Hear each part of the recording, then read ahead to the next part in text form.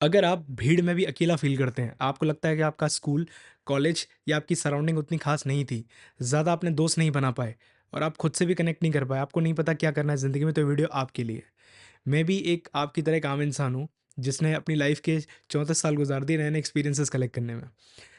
मेरे स्कूल में ज़्यादा दोस्त नहीं थे, मतलब लोग बुली करते थे, परेशान करते थे, कूल बनने के चक्कर में। होते हैं ना हर स्कूल में 1-2 लोग होते हैं जो ग्रुपिज़्म कर लेते हैं, वैसे मेरे स्कूल में भी 1-2 लोग थे, मुझे उनके नाम भी याद है। शक्ल तो छोड़ो नाम तक भी याद है। उस टाइम पे मैं बहुत सीधा था, बहुत ही ज़्यादा मासूम सा था, तो मुझे समझ में नहीं आता था कि लोग ऐसा क्यों करते हैं, बट वो लोग कूल बनने के चक्कर में मेरे को बुली करते थे, मेरे को परेशान करते थे।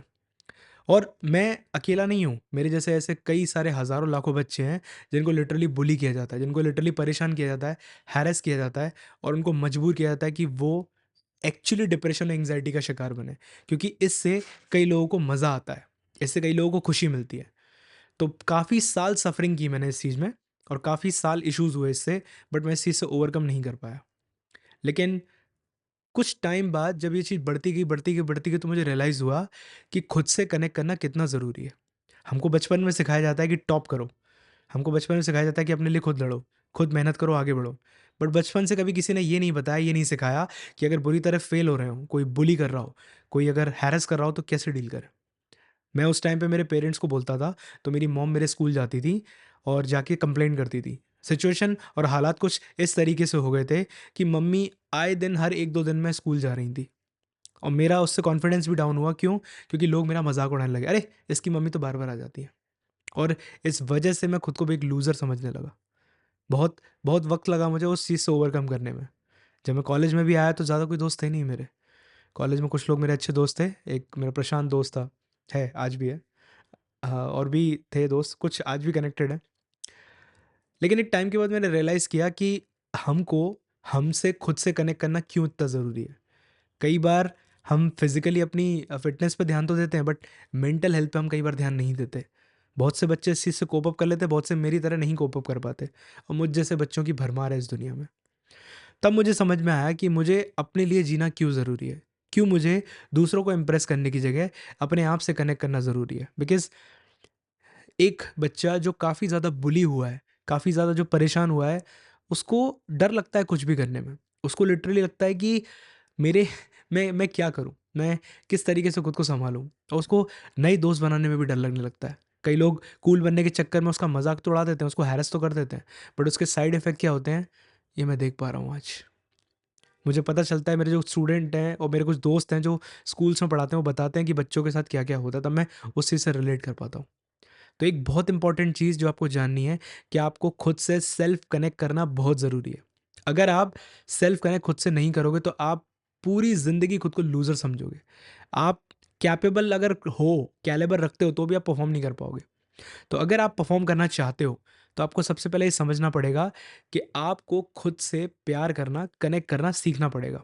आपको खुद को ये बताना पड़ेगा कि ठीक है, नहीं है मेरे साथ कोई भी। अगर आपके साथ कोई है तो इट्स ग्रेट, पेरेंट्स तो रहते ही हैं, बट कई बार पेरेंट्स भी नहीं होते। तो अगर आपके साथ कोई नहीं है तो इट्स इट्स फाइन, आप खुद की कंपनी एन्जॉय करना सीख सकते हो। बिकॉज़ एक उम्र के बाद हर कोई ये एक्सपीरियंस कर रहा है कि नंबर ऑफ पीपल जो सराउंडिंग में वो कम होते जा रहे हैं। वो लोग अपनी लाइफ में बिज़ी हो रहे हैं। ऐसा नहीं कि लोग एक-दूसरे से नफ़रत करते हैं, बट वो बिज़ी होते जा रहे हैं। तो आपको ये समझाना पड़ेगा कि आपको अकेले भी रहना पड़ेगा, आपको अकेले खाना भी पड़ेगा और अपने आप को मेंटली स्ट्रॉन्ग करना पड़ेगा कि आपको क्या चाहिए। कई बार जब लोग बुली होते हैं, तो उनको लगता है कि अब मैं कुछ बड़ा करके लोगों को प्रूव करूँगा या प्रूव करूँगी, ऐसा करूँगा, वैसा करूँगी, लोग मुझे पहचानेंगे, लोग मुझे प्यार करेंगे और इसमें वो अपनी खुद की क्रेडिबिलिटी और अपनी खुद की आइडेंटिटी खो देते हैं। तो अगर आपके साथ ऐसा कुछ भी हुआ है या हो रहा है, तो आप इस चीज़ को समझो कि it's absolutely fine if people are not understanding you. It's absolutely fine अगर आपका पास्ट बुरा था, बट इसका ये बिल्कुल मतलब नहीं है कि आपका फ्यूचर भी बुरा होगा।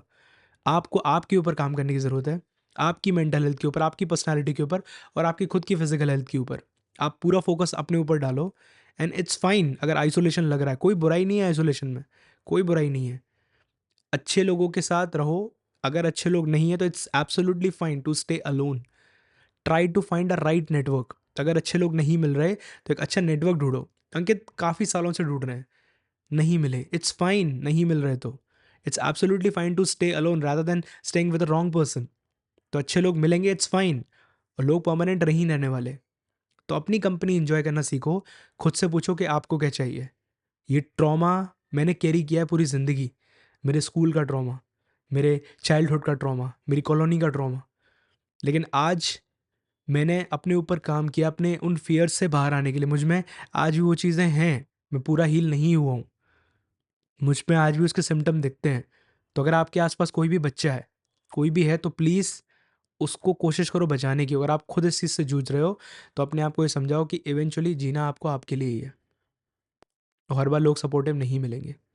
तो अपने आप को टाइम दो, अपने आप को रिवॉर्ड्स दो, अपने आप को गिफ्ट्स दो, जो आपकी नीड है उनको पूरा करो। कभी-कभी अपनी वांट्स को भी पूरा करो, लेकिन अपने लिए जियो, किसी और को प्रूव करने के लिए नहीं।